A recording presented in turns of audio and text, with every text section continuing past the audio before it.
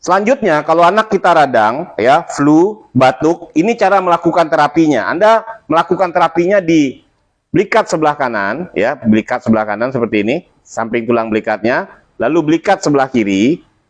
Cara melakukan terapinya menggunakan jari seperti ini, kanan dan kiri. Anda tempel di samping tulang belikatnya, tempel, tekan.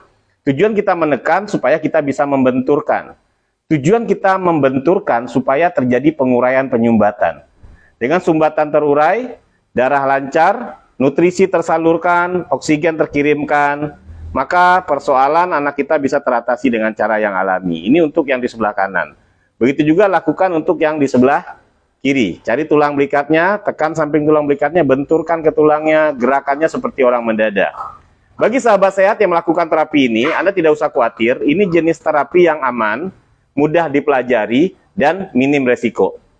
Lakukan hal ini 15 menit sampai 20 menit untuk anak Anda agar sehat dengan cara yang alami. Bagi Anda yang ingin sehat alami, pastikan Anda rutin melakukan terapi totok punggung.